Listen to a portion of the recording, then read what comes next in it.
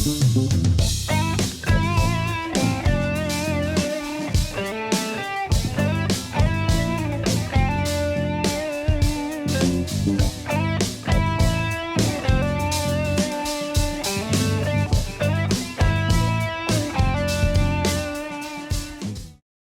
everybody to Aubrey Drum Lessons and Who's That Drummer?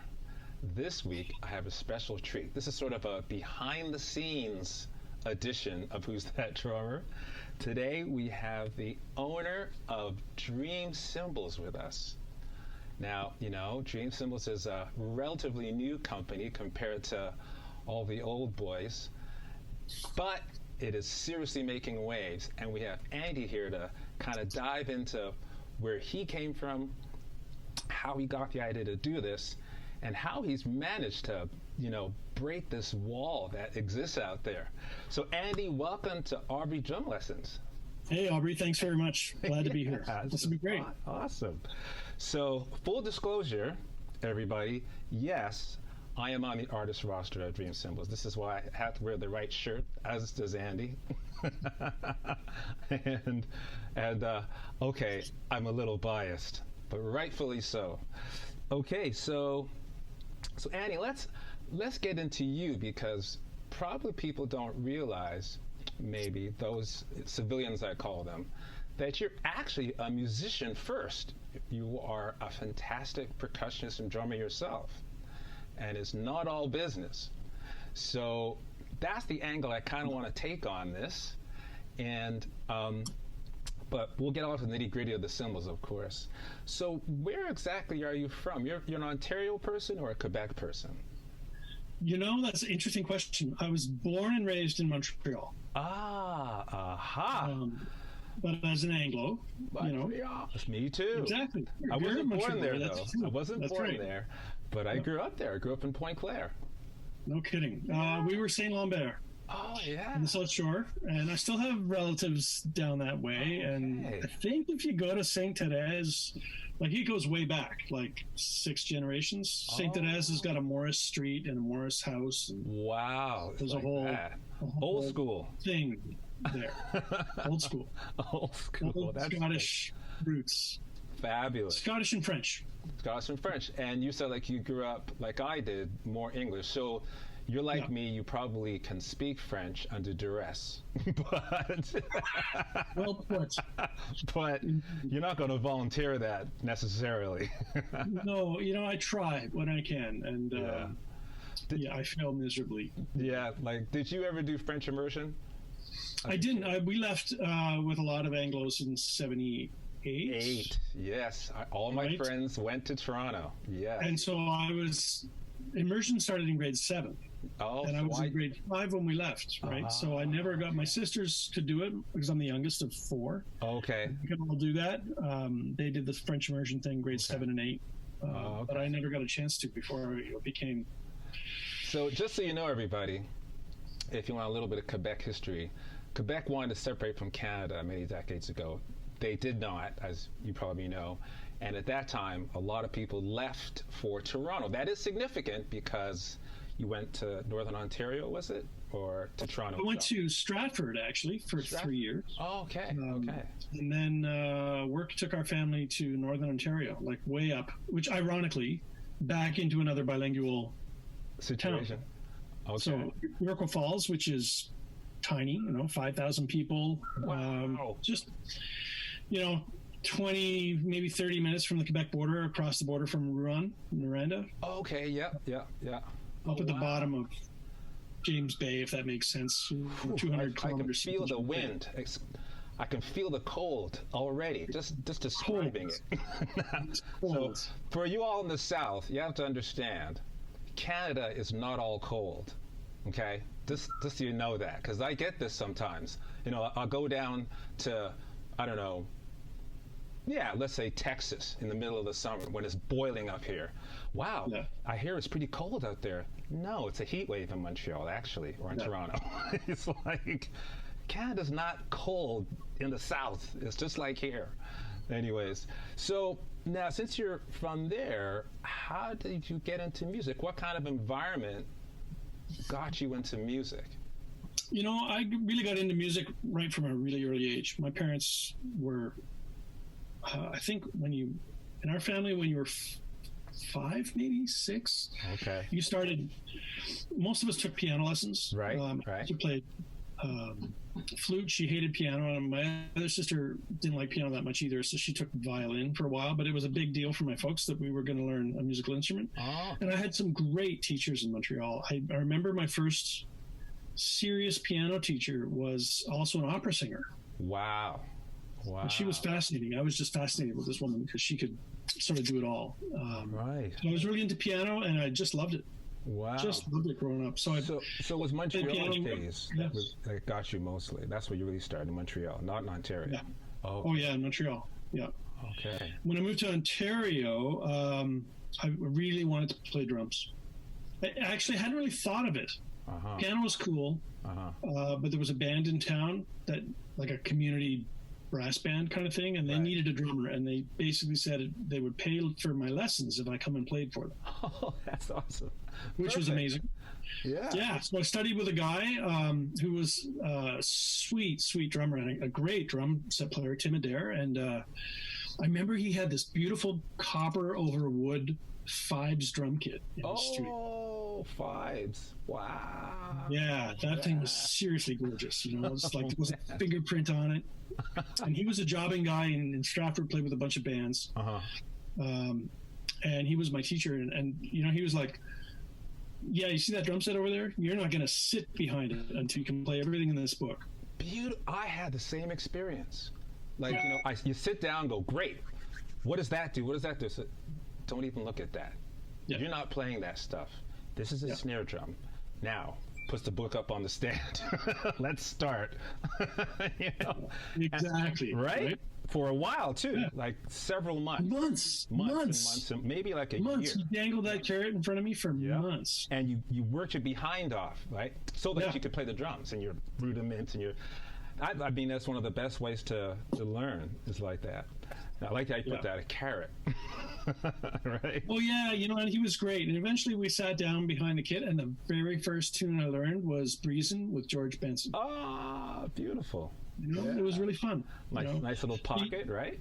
Yeah, he taught me a lot about jazz and music. I mean, he was only there for like 3 years, but it was really cool. And the scene in Stratford was great. There was a lot of music happening. Massive, yeah. I sang in a choir and I played in the high school bands and all that stuff. Right. If there was something musical, that's what I wanted to do. And for all those outside of Ontario or Canada, Stratford has a great theater scene there, Shakespearean theater, as a matter of fact. So it's a small town, but it's packed with art. So that's like a juicy place to land in Ontario. And then you went north after that. Yeah. So you were kind of on your own up there. Is that right? I would say tundra-like. Yeah. It was. I would say I was alone, but I wasn't. There's musicians everywhere, right? Sure, and they'll find each other. They'll find each other, right? Find each other. And the thing in a town like that is, there's no real age discrimination thing happening. So. Right. I'd be playing in bands with, 40 and 50-year-olds and 25-year-olds and kids my age. It was like, if you played, there was just a great, and come and play. Right, good, you can play. We need a drummer. Yeah. Yeah, beautiful. We need a drummer, or, we're going to jam. So, we'd have the epic jams every Friday afternoon, and the music room was ours to do with as we wanted. I remember taking, one Christmas, we talked the music teacher, who was a young guy. It was his first job out of college. Oh, okay, yeah. So he was 25 maybe, and we were all like 16, 17, 18. Right. And we talked him into giving us the sound system for the holidays. Nice. So we took these massive, like Altic Lansing PA speakers that were probably 4 feet square. Wow. To my friend's house and put it in her living room so we could jam during the holidays. And the thing is, he got it. Like the teacher totally got it. He was like, absolutely. Like, what do you want to do? Sure. Yeah, absolutely. Like that's a no-brainer. You please take them, right? Yeah.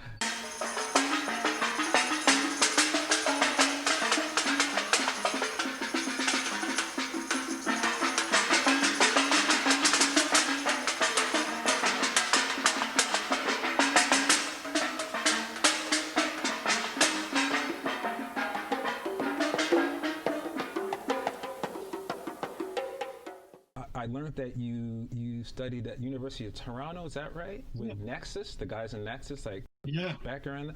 All of them or one of them? Well, again, two of them. Two primarily. Of them. Who was that? Yeah.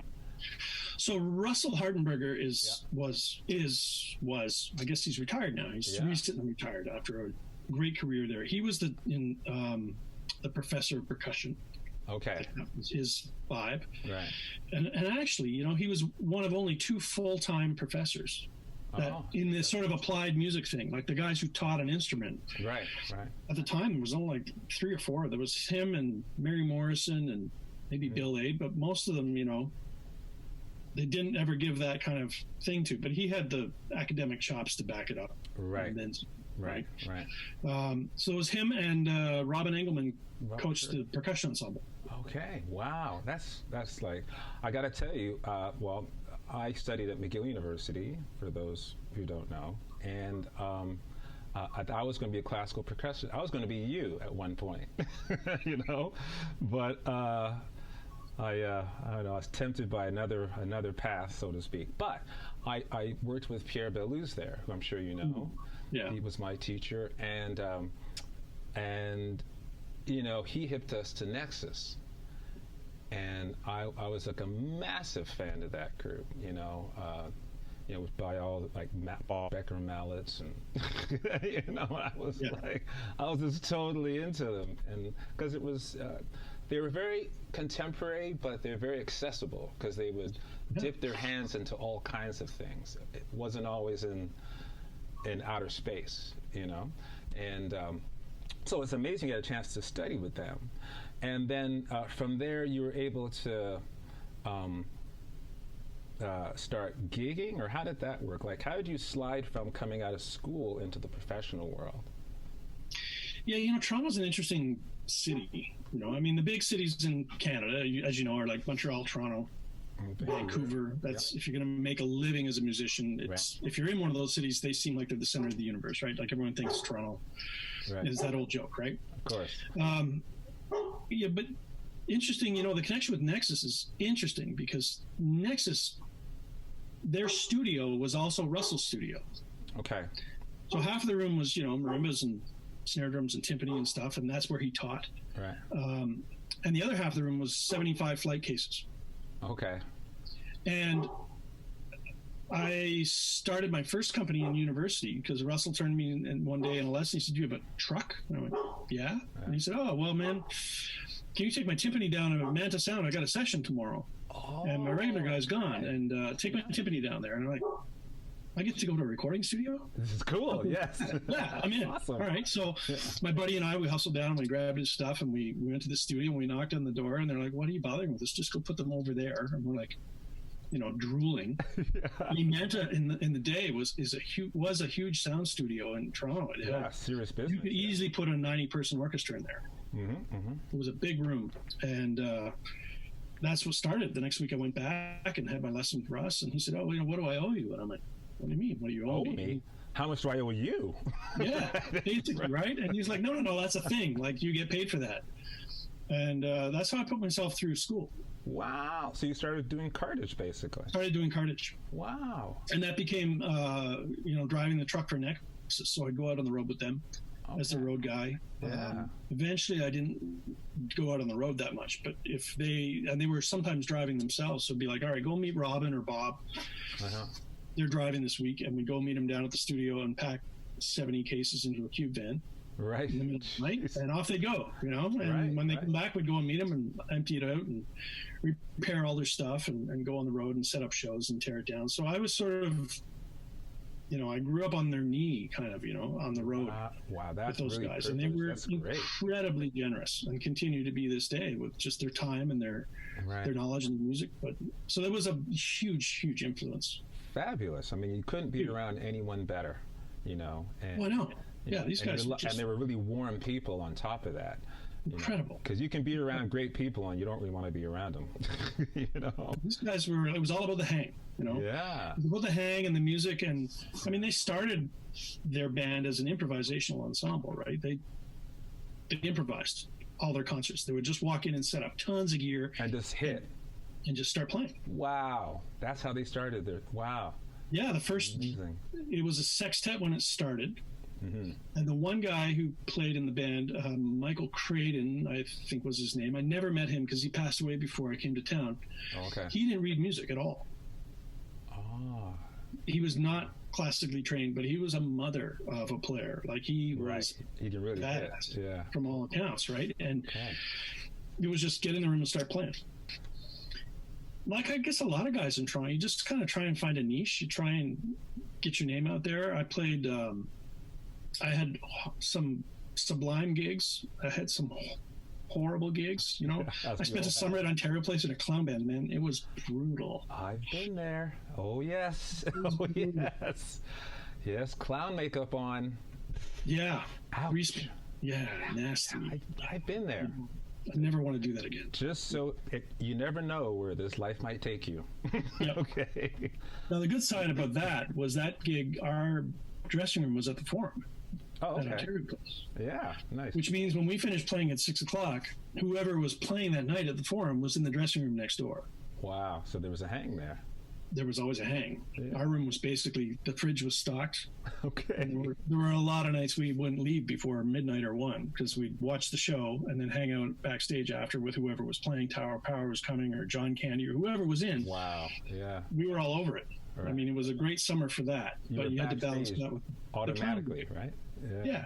Wow. Amazing. Yeah. So you kind of, now that time, were you playing mostly drums or percussion when you kind of Mostly percussion. I mean, early on I played more drum set than I do now. Okay. You know, I played drums for a couple singers and, you know, singer-songwriter type things, and had a jazz combo and trio that would, you know, you try and get gigs in restaurants and Sunday afternoons and do all that kind of thing. Right. But percussion was kind of a thing. And I mean, I was well schooled in the classical world. I mean, I came out of that world, but I also was never a sort of classical percussionist. Like I never did National Youth Orchestra. Yeah, I never did too. I never did auditions. Really, I think I auditioned once. For a job. You weren't trying to find a job in an orchestra. No, I actually didn't like that scene. I thought it was kind of full of itself. Okay. At that age. We're on the same page, my friend. You know, it was like, yeah. Really? I have 5-year-old kids who can sight read that excerpt. You're telling me this is important? Yeah. Really? You know? That's all there is to it?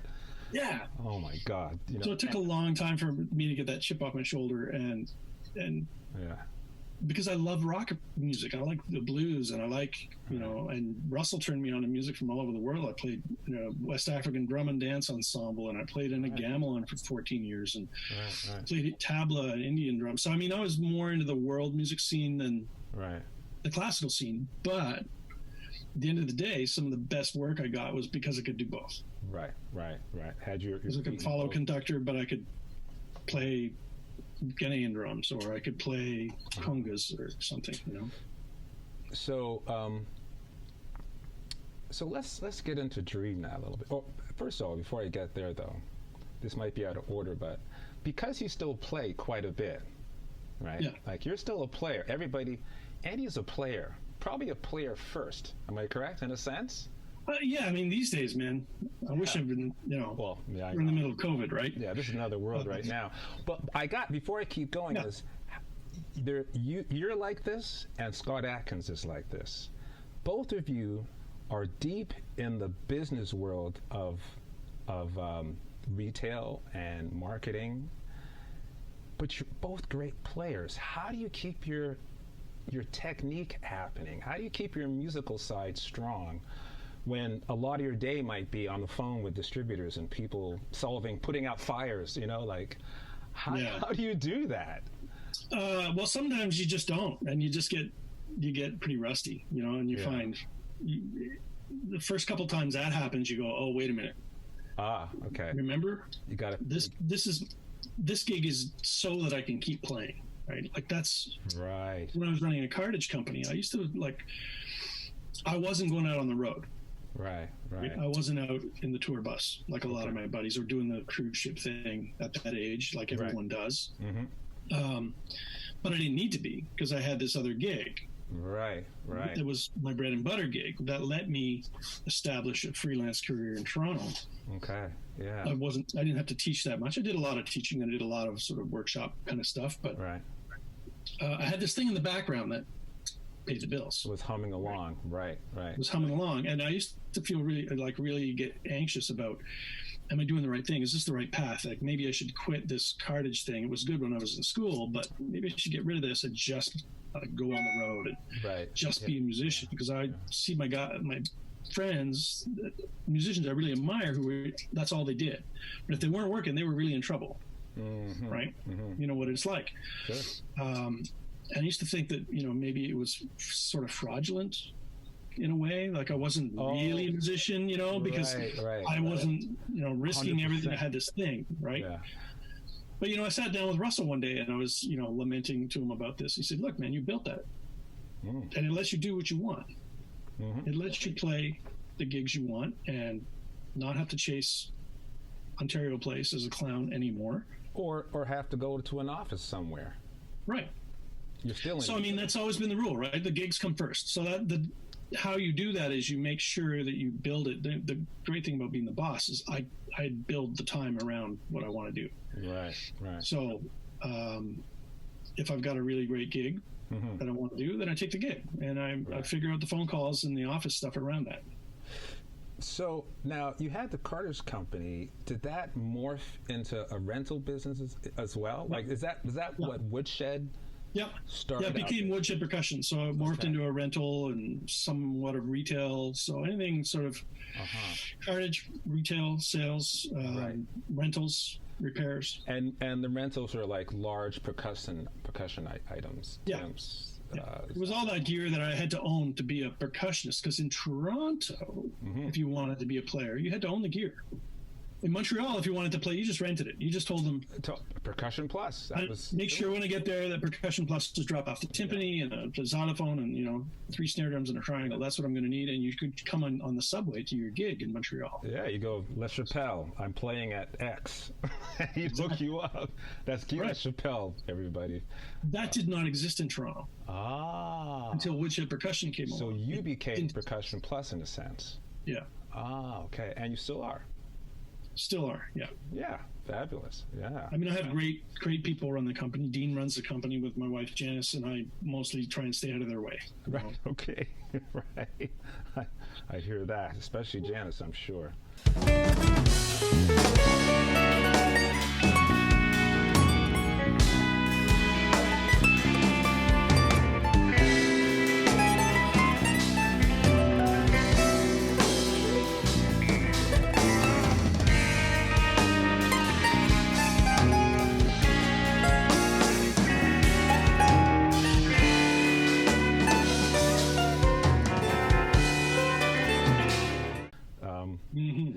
So I can kind of see this then.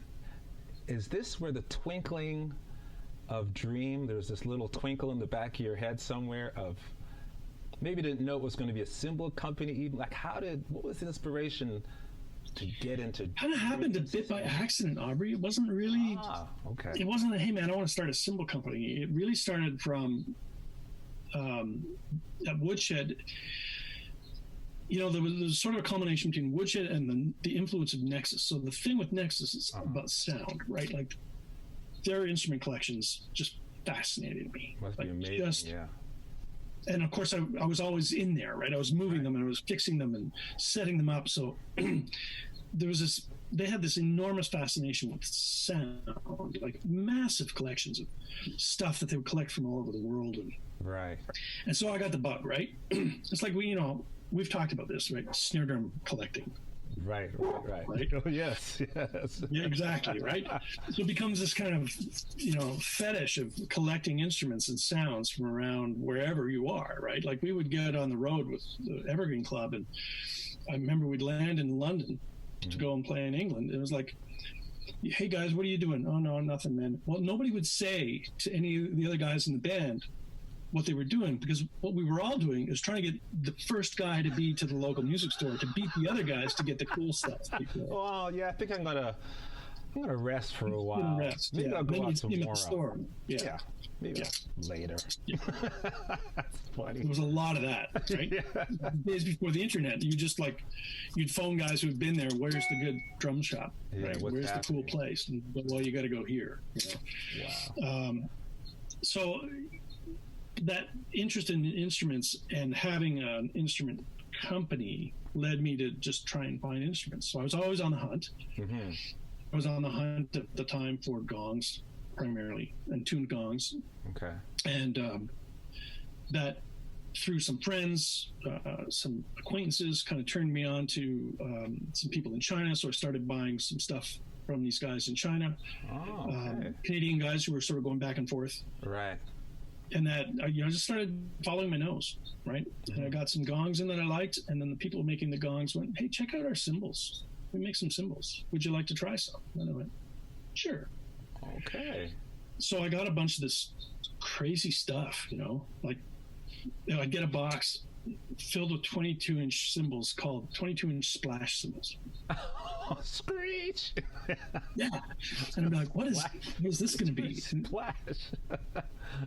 And we would open up these boxes, these sort of handmade, funky, gorgeous sounding cymbals, like just interesting, like full of color and character and weird. And it was a splash because it was super thin. It would be like this 22-inch super thin cymbal. Interesting. Yeah, so it has a splashy feel, but all the sound behind it. Yeah. That's fascinating. Yeah. Do you have And any that of those lying became around? a relationship. It was like, let's follow our nose here a little bit more. And at the time, I was working with a Canadian company that's gone now called Mountain Rhythm, and playing a lot of their instruments, selling a bunch of their instruments, helping them with Ray, sort of, on designing new ideas and sounds. And of course, I walk in the door with a bunch of cymbals, and they go, "Oh, we can who's sell." that? Sorry, that's a. Ray Dillard. Oh, okay. Okay. Yeah, he was working with them at the time, and so we knew. We've always been very close friends, and very interested in sort of. We were playing a lot of work as musicians together and doing some design work on instruments together at the same time. So great. Okay. It was just like, well, we got some cymbals. These are kind of cool. Right. Let's see what the market thinks. And so you started selling these Chinese people. You started selling their cymbals just as they were. Yeah. Okay. I was just like the first 50 cymbals we just sold as they were, and the people we sold them to said, "Get more. Get more of this." And then 20 people went, "I don't like it because it doesn't. It's not pretty enough, or it doesn't do this, or it's lopsided, or it's funky. And who makes a 22-inch cymbal this thin?" And there was a lot of. So there was a lot of. Sorry, there's a mosquito attacking me here. Country living. Country living. That's right. So I mean, there was challenges, right? There was enough interests, right? In myself to sort of go, well, this is interesting. I think I want to follow this. So we literally followed it back to China and developed a relationship, and started taking what they were making and going, let's go like this. Let's make it can we make it go like this? Can we make it heavier or thicker or a different size or a different shape? And we really didn't know. It's not like I came at this from 10 years of working at Zildjian. Right. You were just a player, just like me or any of you guys out there. Yeah. Yeah, I was just a musician who was, like a lot of drummers, not afraid to take instruments apart. Right. And also, you appreciated the diversity of sound. In fact, because it's not any of those companies, that makes it more attractive in a lot of ways. Yeah. I didn't really have a point of reference, right? Right. The only point of reference I had was interesting sound, right? Right. I want to have an instrument that responds in a certain way. Okay. And John Wire was really instrumental in influencing me this way, as they all were. But I think he more than any of them, for me at least. Right. They all have this in them, this approach to sound. But he had a way of articulating it that really resonated with me. And it was like there was a relationship with the instrument, that it was alive, it had a voice, and it was a discussion. It was not a dictation. Look, I'm not making you sound like this. No. It's He was feedback. like, what do you want to tell me? Oh, well, will you say, if I treat you this way, will you say something different, right? It was always this, he would say it was a negotiation. He'd say, I said, how do you like your new instrument? He says, I'm still negotiating. I love I'm still negotiating where it's going to live in the setup and how I'm going to play it and how it's going to fit into my musical life. We're negotiating. I love that. That is so fabulous. There you go. Now people, you understand why I'm playing these cymbals. Okay. Okay. just so you know out there. That is so. At that point, then you're playing these people's cymbals. You're helping to sell them. The numbers are increasing. When did that switch turn where one morning you woke up and were like, you know what? I think I am going to start a company. Was it like a switch that turned on, or did you still trip along into that even? Like to actually that has to happen pretty quick. Okay. It happened pretty fast. We'd been checking out the gongs for a while. That happened over like the course of a year and a half. Right. Recording gongs and Chinese drums and just sort of building that relationship a little bit. And then the cymbals kind of happened. And I would say within 4 or 5 months. Oh. Wow. It's like like when the first cymbals came and friends played them, we sold a few. And we didn't bring in a whole ton in the first shipment. It was maybe 100 pieces. Okay.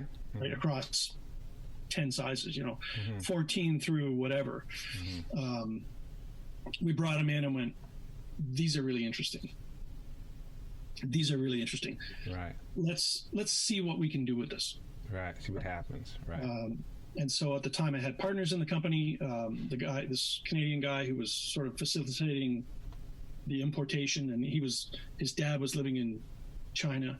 So that was sort of the connection. So we had this sort of home base in China where we could work from, right? And we were kind of on the ground, and then the mountain rhythm guys are sort of handling the sales part.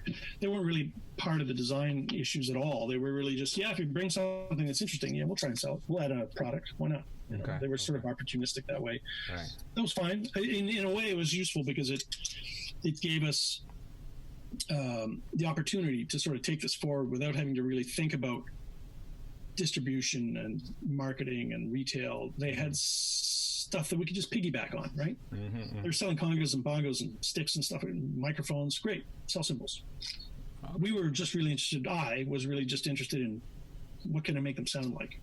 Right. Can we make them sound great? I already thought they sounded great, but that doesn't matter when you're trying to get to market. Like that's some of the hard lessons, right? The market has preconceived concepts about what it wants and 1,000 different opinions. So it's interesting to bring something to market that you love.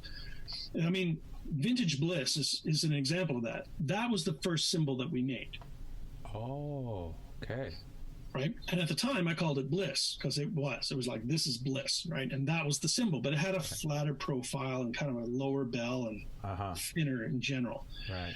And of course the market said, this is a really cool cymbal, but it only does that. Like it only sounds great from 17 inches up.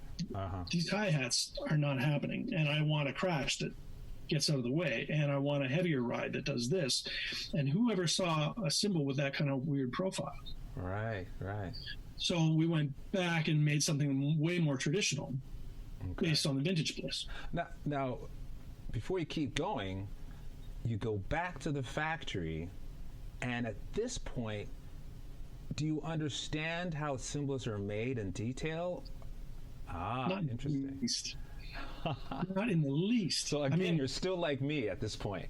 Like I'm walking around. I within the first 5 minutes there, I almost burned my hand off because I had no idea what I was doing.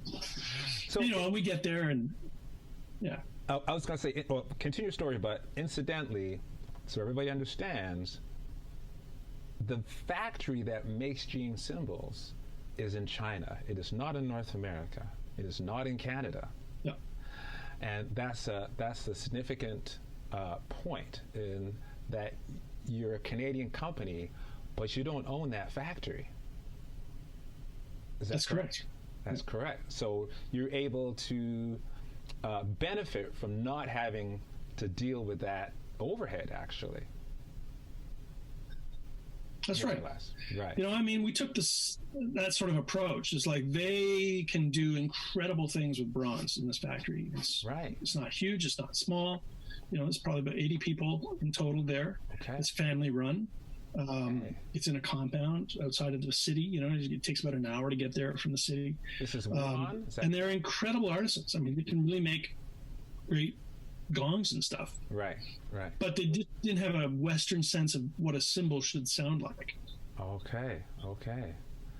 So before you get into the culture of it, though, before you get into, I want you to continue. I know I'm kind of jumping around here, people, so I'm very sorry, but it's so fascinating to me.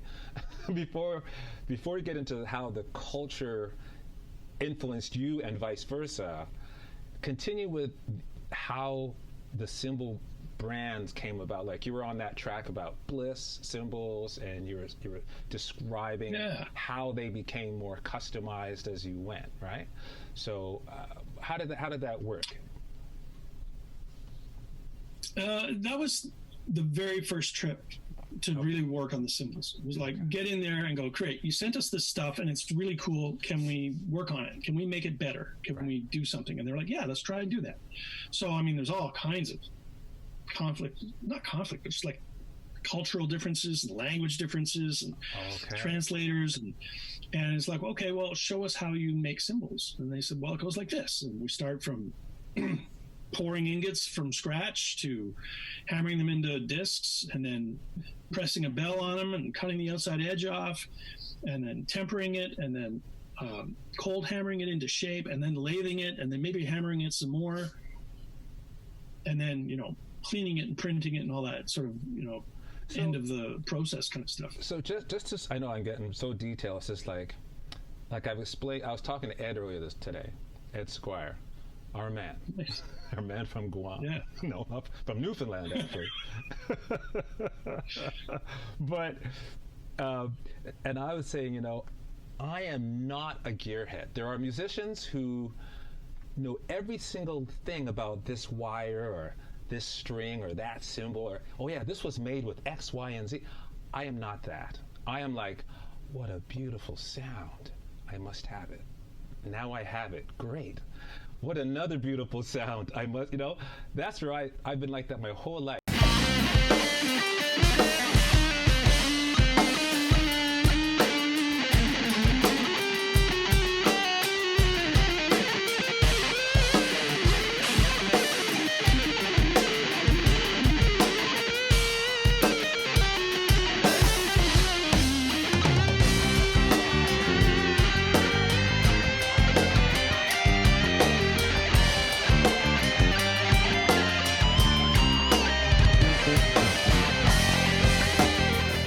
I've been interested in how things sound, and I'm still working on how to play them. I'm still working very hard. So now that I've got you, let's slow down and just describe exactly how the cymbal's made. So they pour ingots of bronze, is that correct? Right. Okay. So this is how it's made. Okay, here we go. Try and do it relatively quickly. Okay. You take big sheets of copper, and I actually happen to think that one of the reasons our cymbals sound great is we have a specific source of copper, and it's a recycled copper. It's not a brick like a gold bar. Okay. They're these kind of rough sheets that look like they came out of a boat. Okay. I won't say where they come from, but that's what they look like. And so they get cut up into strips in this very primitive shredder, essentially. And then there's these bricks, like massive bricks of tin. So essentially, we're mixing around 80% of copper with around 20% of tin. Okay. In a big hot pot. Okay. Now over there, next to the pot, literally, is what I call the cloud of fairy dust. There's this sort of mound of dust. That's what it looks like. Okay. And every once in a while, the dude goes over, and there's like two dudes. That's what they do. They make the mix. Oh. And there's a mix for the cymbals, and there's a mix for the gongs. They're not the same mix. different alloys. Okay. But they put the tin in and the copper in, and then a shovel or two of this dust, and it all melts in this giant electric pot that's melting it. And they'll put broken cymbals in. Like if something breaks or doesn't turn out well, they just slice it and throw it in there, and you just watch these gongs just kind of melts into liquid. Okay. And then when the soup is ready, right? Okay. He rings a bell, and all these other dudes leap to their feet, and it's nobody talks. They've done it for years. They know what they're doing. Wow. It's this kind of weird, sort of smoky, like a dragon lives in the corner, that kind of environment. It's dirty and there's flames and it's dark and there's smoke, and like you would not be surprised if a dragon lifted his head and went, try and keep it down, but they walk over and they crank this thing, and this giant bucket pours out the hot metal into smaller buckets, which, being so hot, are held with these long tongs. Two guys, and they walk. There's these long rows of little concrete dishes, different shapes. Each dish is maybe anywhere from that deep to like inch and a half deep, and anywhere in diameter from about, say, 3 inches in diameter to like 6 or 8, maybe 12 inches in diameter.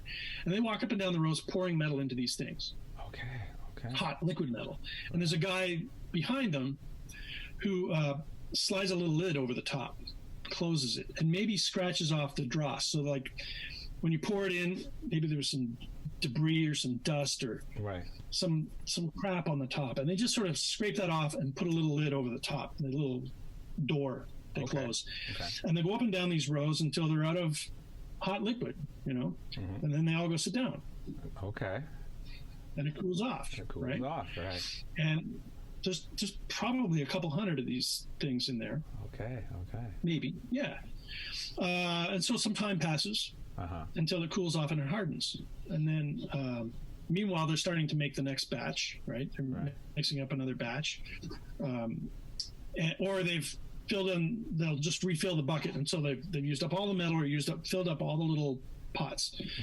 And 10 minutes goes by maybe, and it cools off, and then they go in with tongs and a wheelbarrow, and they just grab these things and throw them in. Now they look gray. They look like little gray cow patties or hockey pucks. Right. Okay. They're about the size of that, maybe not as thick. They don't have sharp edges. They kind of round edges, and they're very dull gray. Very dull gray. And they look like rocks. They look like stones. The stone, right. And they throw these things in a wheelbarrow, and then some guy takes the wheelbarrow away. And they repeat the process. Okay. Now, the first time I visited, they had a couple of these hockey pucks. They had a big one on its end, and it was probably 12 inches diameter, 1.5 inches thick. And I went, wow, that's really cool. And I reached out to touch it. And and somebody jumped on me and went, don't touch that. Took a piece of paper and touched it to it, and it looked like a cold stone. And when the paper touched it, it was like, just it was probably still about 500 degrees, 600 degrees. It's a good thing someone's paying attention. Or I would have had a nasty little shock. Yeah. But they keep a pretty good eye on me there, especially my first time. I bet. Watch him. This dangerously tall, weird white guy. So we're going to keep an eye on him. He's not going to watch him. He's going to be in trouble. So that makes the pucks, what I call the pucks, right? And they have to literally sit for like a week or two. Like that? Yeah, just like that. We don't do anything else to them for a while. Okay. They need to age. They need to sort of just chill. Interesting. The only thing that gets done to them at that point is they go in a little room, and a guy or a woman measures them. He weighs them, and they write on them. So that's the point where they go, okay, this one is X number of grams, and that one's Y number of grams, and this one's Z number of grams. And they sort of roughly sort them out by weight. And they wait. So when they're ready to make cymbals, then if they know what they're making, say they're going to make 22-inch cymbals, 22-inch energy cymbals. Then they know I need pucks that are this size, this weight. This weight, right. Make this order of these cymbals, I need this weight of puck. Okay. They go and find all those, and they take them into another room, and they start heating them up again. We've changed this a little bit. It used to be heated in a almost looked like a pizza oven. Okay. Right? Coal-fired. And there was a guy, and his job was just to keep the oven hot and keep stuff coming and going in and out of the oven. So he'd have 5 or 6 things in there at any given moment, and a little dock would come out from the oven. Okay. Concrete dock. So he used it literally like a pizza paddle kind of thing. And he'd pull it out and put it on the dock. And the hammerer would go and grab it with tongs and stick it into this giant pneumatic hammer with a foot switch. And we're talking giant. Like a plunger on it was probably about 6 inches diameter. Oh, man. Okay. Plunging onto an anvil. Right. And he would have tongs, and he would just sort of stick it in there and start hammering the crap out of it. And of course, it would get thinner and thinner and thinner. The foot switch controls the the hammer. Okay. How fast it's hammering. It's like a big flywheel hammer. Interesting. And of course, it's red hot when he's doing it. And as soon as it starts to cool down, just as it's about to stop being red and turn gray again, he stops. Because if he hammers it and it's too cold, he'll crack it. Oh, okay. Right? So we're talking 30 seconds maybe. So real quick. It's real quick. Each pass is like you have about 30 seconds to hammer it, and then you do the next one. So he puts that back, and he picks up another hot one, and the oven guy puts that one back in the fire. So there's this sort of continuous cycle of hammer it. It gets thinner and thinner, and you can, once they get thin enough, you can maybe hammer 2 or 3 at a time in a stack. Okay. Right? Okay. And so what you're doing is flattening this thing that starts out about that thick to cymbal thickness, more or less. And these guys aren't talking; they just know each other. They just that might be chattering. I mean, it's pretty noisy in there. That hammer is not quiet. But they're not chatting about cymbal making. They're talking about sports or something. Oh yeah, totally. And they're just doing this dance back and forth. Wow. Yeah. They're shooting the breeze or not talking. And right. That's what they're doing, right? Right. And once they got them flat and relatively the right thickness, then it's time to do the sort of last hot processes, which are press the bell into it and trim the outside edge, because the outside now looks like when you're rolling out dough for a pie crust. Okay. Got cracks and bits and weirdness at the edge, right? At the edge, right. Because you basically rolled it out. Right. Okay. So that's how we used to do it. Now we don't use the coal firing anymore. We have an electric furnace. Oh, okay. Very sophisticated. It has electric buttons and doors, and there's a couple of those. Okay. And it goes in one of them. We sort of take them in and out the same door. But the great thing about the electricity is it's more environmentally friendly. Right.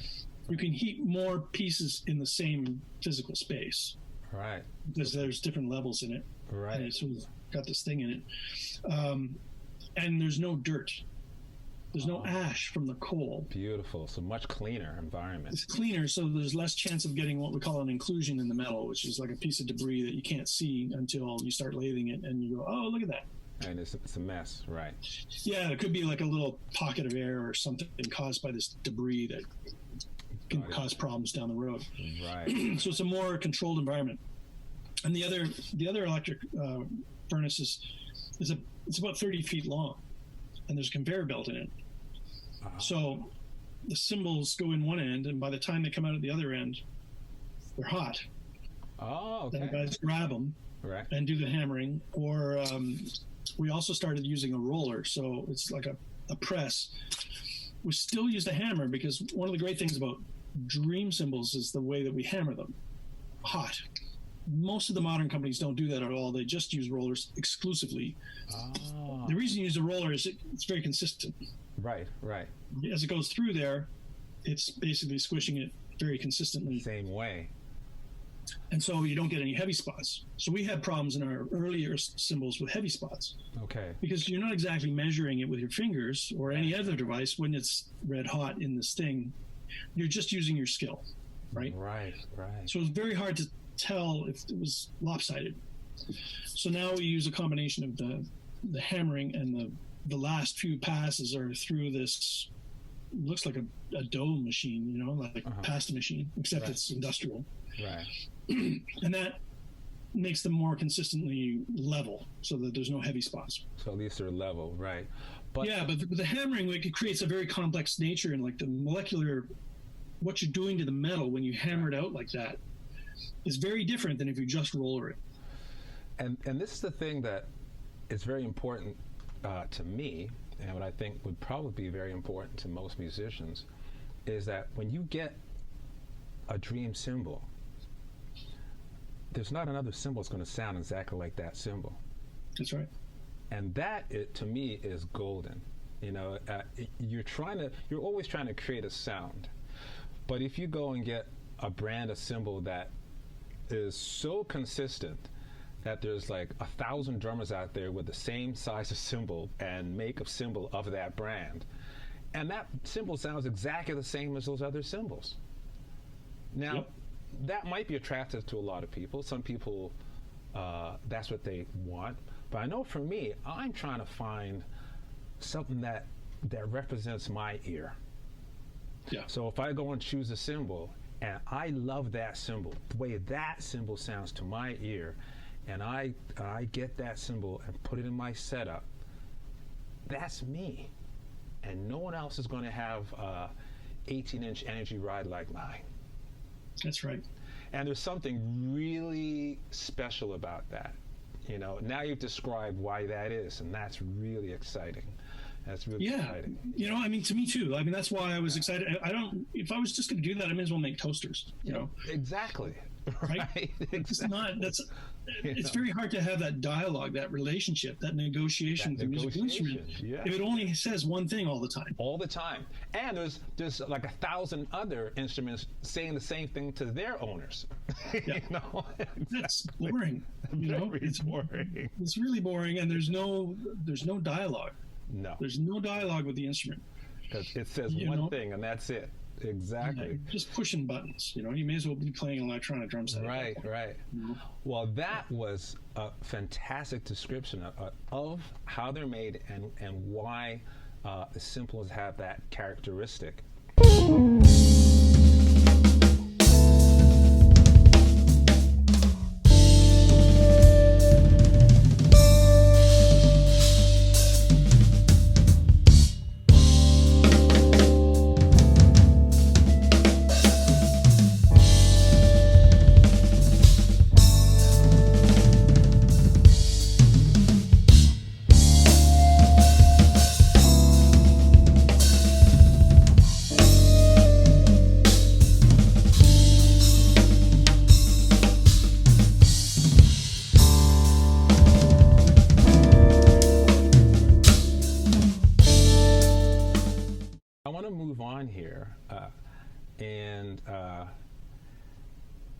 I want to play some stuff for you.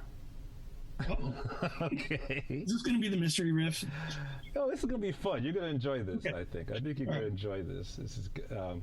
So I'm going to bring up a drummer who is very famous, and if you're not careful, I don't know, he might make you mourn or pine for your youth.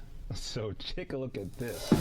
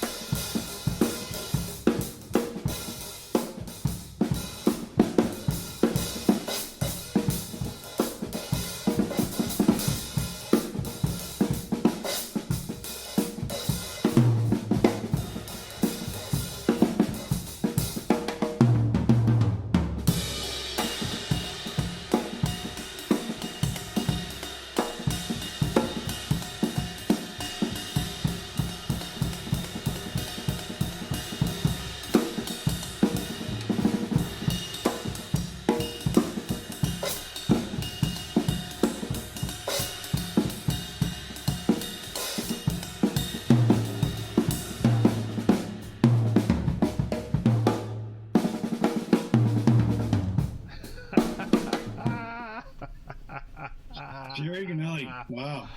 Oh, man. So, Jerry Ganelli. Now, for all those people out there who aren't aware of who that is, he is the incredible drummer on the Christmas movie, Yep. A Charlie Brown Christmas, with the Vince Guaraldi Trio.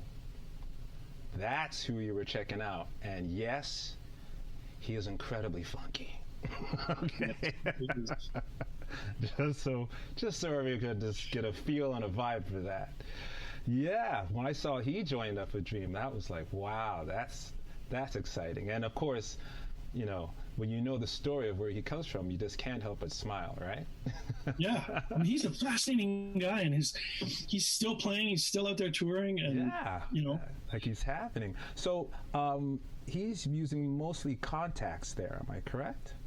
Yep, some contacts, a little bit of Bliss. In there. He's got kind of a varied setup. Right now, I think he's playing a Dark Matter Flat Earth. I'm supposed to be making him one of those custom 24s, but in an 18 or a 20. Like he wants a small little flat ride that he can he can play with. And I've sent him. I think he's got one, but he doesn't have like a custom like painted one. Like right. It's on my workbench for him, so I got to get it up. But I wanted to play that for you and everybody else, just because his touch is really warm, and even though he can dig in, there's a lightness to his playing, where I guess the contacts seem to really come out, right? Yeah. To me, you know, I think that was one of the best examples, on top of it being Sherry, of the sound of that cymbal, especially on those rides, and the bell. The ride, his stick was so woody on that; it just sounded amazing. Yeah, you know? Really, you know. So that's the contact. Okay, we're gonna keep moving down Dream Artist Lane here. Okay, and we're gonna check this out.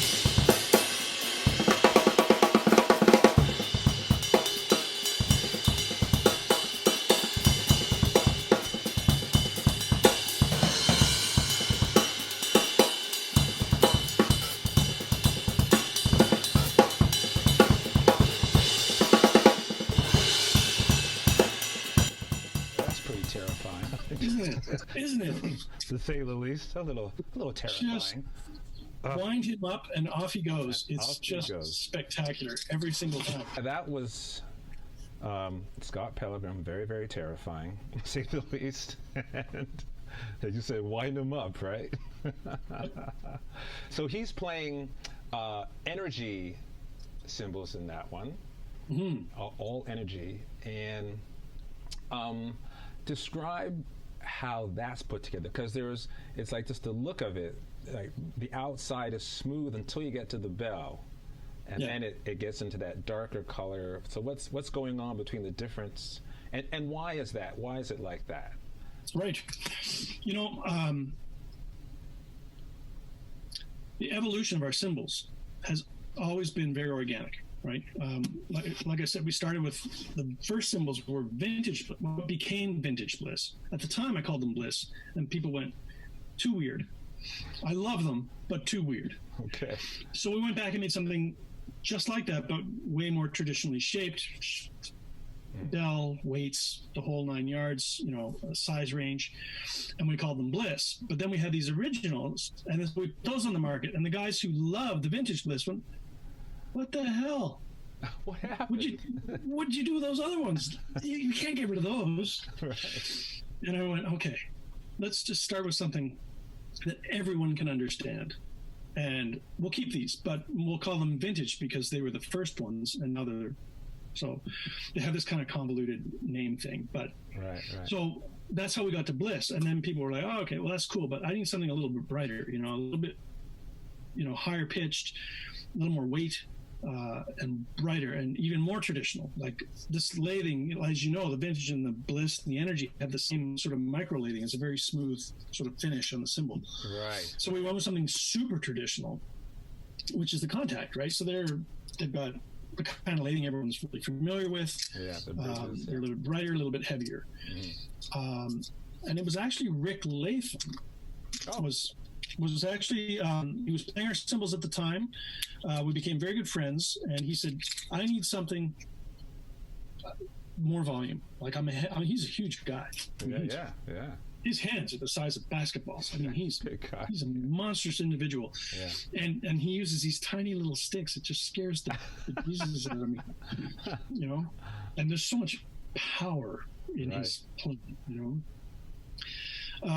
But he said, I want something with lots of bell because I'm a funk drummer, and it's got to have bell, like a really great bell, and more body, because I hit, and I need these big sounds. Right.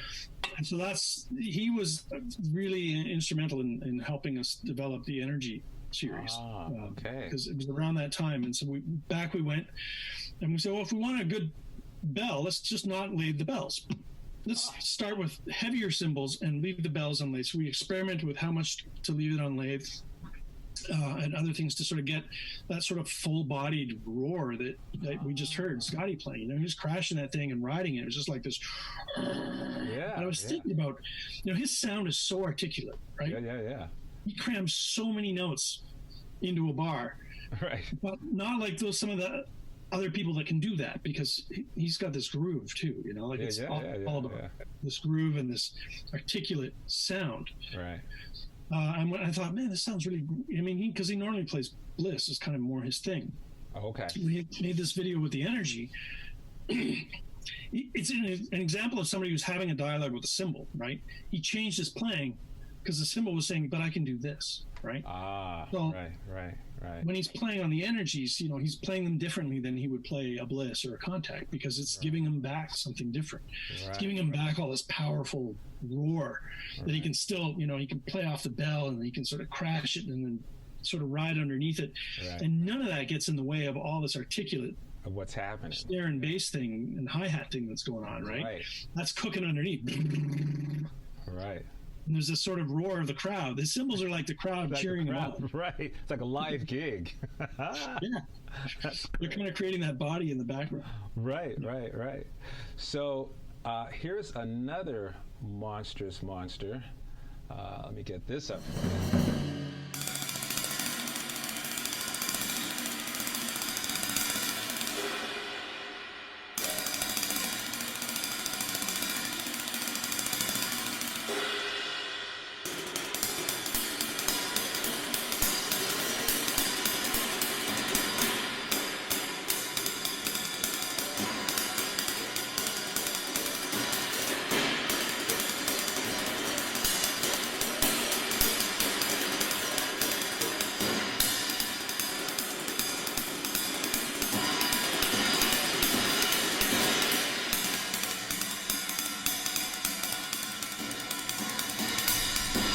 I can hear Pat Metheny.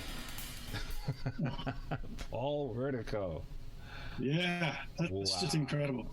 Yeah. Wow. I mean, the thing that's really, when I saw he was on, I was like, well, that makes sense, because, of course, most of us, at some point became Pat Metheny fans. I sure did. And I remember reading an article on Pat Metheny, and this is kind of a weird story. We're of a certain vintage that we both probably remember a movie called The Day After. Yeah. Remember that? It was about, nuclear annihilation and all that. Yeah. 1984, I'm going to say, or 86. Somewhere around in there, right. Yeah. So Pat was doing this interview and says, yeah, I was watching The Day After with the guys in one of our hotel rooms. And Paul Vertigo said, well, if that ever happened, all I know is I want to be on stage playing with you guys. And Pat said, that's why he's in the band. It's something to that effect, like, what a musician. That's why he does this. And the thing that he loved about Paul Whitaker was, of course, his cymbal work. That's how Metheny mixed the music. It was very top-down music, so cymbals were vital. You know, even when Danny Gottlieb played with him, it still had that top-down feel. But Danny Gottlieb is not a top-down player, really. You know, no. He's a really ballsy, you know, meaty player. But in that band, it was like, you know, raining down on you. And like, what a perfect match as far as cymbal and drummer with Paul Whitaker. So he was playing like a flat ride, a bunch of flat rides, varying types. There was like an Energy in there. I think there was a Bliss in there. And there was a really dry one on the side. I don't know if you remember that. I know you couldn't see it, but I don't know if you remember the setup. Was it a moon ride? Was it black, like a it was dark very matter? black. Yeah, I think it was a moon ride, but I think it sounded to me. It sounded like a moon ride. Yeah, I think it was. Yeah, that's what it was, because it's super dry. But yeah, he didn't hit the bell, so that's probably why it didn't have that moon rock, you know, thing. The moon rides, I have one, and it's like outrageous in the right context. Like in the right context, yeah. It's, you know, it's not super versatile cymbal, but when you need it to do that, it can do it. It's really good to have it. You know, it's one of those you want to be able to.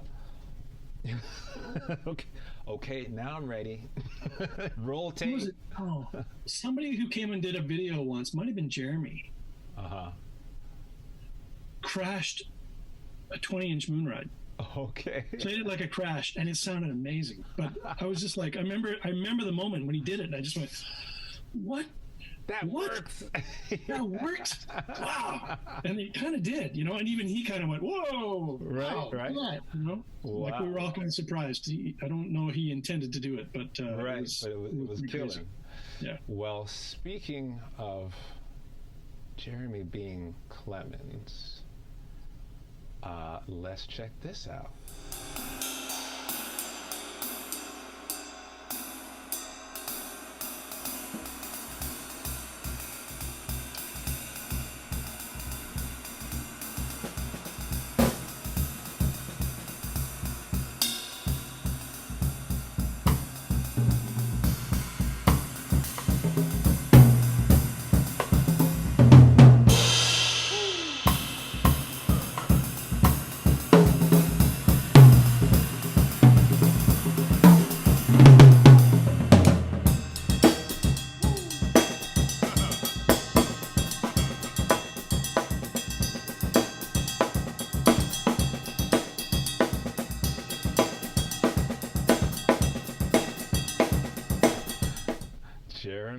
Clement playing dark matter.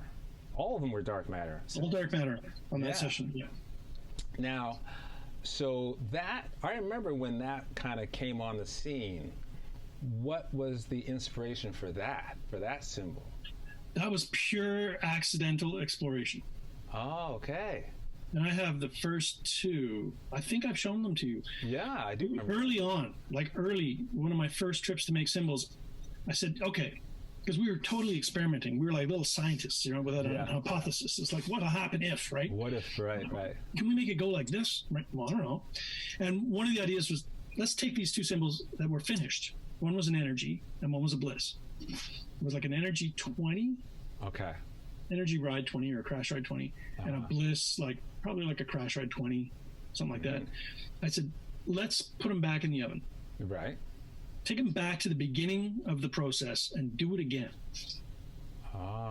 Stick them back in the oven, heat them up, retemper them, and one of them we're going to wash with kind of a saltwater solution first. Okay. And I said, okay. They looked at me like I was an idiot. I said, this is a bad idea. Okay.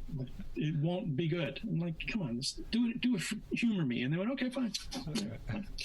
So they do it. And of course, they bring me, you know, we watch this happen. The cymbals come back after they get sort of, then they lose all their shape, right? Because they've been heated up against. So they have to be reshaped, rehammered. And they bring them, and they were horrible. They just sounded like clunk. Like when you hit the stand, like that, right? Just clunk, exactly, nothing. And it's interesting when we're building cymbals that way, when they're fresh out of the lathing room, which is usually the last place before we get our hand on them to test them. They're often still warm from being lathed because there's some friction in there. Okay. And if they're fresh, which they always are when I'm building, because there's such condensed time period, right? They don't have any life yet. I mean, they sound okay, but they're not there. And then you come back the next day and you hear them again, and oh, that's getting better. Interesting. Nothing's happened. They just aged, right? Interesting. They sort of take some time. Okay. So these dark matters, we hit them, garbage. Next day, still garbage. Next day, still garbage. Okay. And nothing was happening. There was no growth. Are you losing faith now, or? Yeah, like we watered the plants, nothing came up. Nothing. Okay. Like, all right, well, and I just leaned them against a wall and forgot about them. We were doing like 30, 40 different things that week, so right. Forgot about them. And I went back like 7 months later. So this was in the spring one year, and I went back in the fall, like October maybe. And I'm walking through this room that I usually work in, and there they were, still sitting against the wall. Nobody had moved them or touched them. A bird had crapped on one. It was like, I swear to God, I still have the crap on that cymbal. And I said, oh, yeah, that was that experiment. I wonder what those sound like, right? Yeah. Those again? And I picked it up and touched it, and it was just like, wow. What is going on here? Unbelievable. Just aging like a fine wine. Yeah. Unbelievable. And it was like, okay, this is something. Incredible. We have a whole thing going on. Yeah. So we immediately started experimenting with what that looked like and how that was going to play out and what it would do to a cymbal. So we made a bunch more. Right. And at the time, we weren't thinking about a series. We were just like, let's do this to a bunch of other stuff. So we did some energies and some bliss and some contacts. And we had the small bell 24 existed at the time. Okay. So we did a couple of those. We did some chinas. We did anything we could get our hands on. We threw them back in the oven. We did this whole shenanigans with reheating them and tempering them and hammering them. Right. We didn't do any more salt water. Okay. The salt water changed the finish on it. That doesn't mean I won't in the future. By the way. And it became a thing. So that's why that series is kind of literally there's dark matter energy and there's dark matter. Like the small bell flats are really bliss. Okay. That have been dark matterized. Oh, okay. The moonrides they're in the series because of that color and they have that sort of quality, but they're not really double heated in any way. They've just never been lathed. Oh, they're just a cymbal before it's been lathed. Oh, okay. Okay. And actually, the vaults and pretty soon, we're going to open the vault to the artists. Ah. Yay. The last time we did a build, Craig and Ray were over, and they built a whole bunch of dark matter stuff. Of different kinds, like the kinds that aren't really out there for sale. So we've got dark matter bliss and dark matter splash cymbals and dark matter contacts, and it's like good to know. 2 of these and 5 of those and 6 of those, and that kind of thing. So and that was just like a whole. Some of it was requests, artists saying, "I love dark matter, but."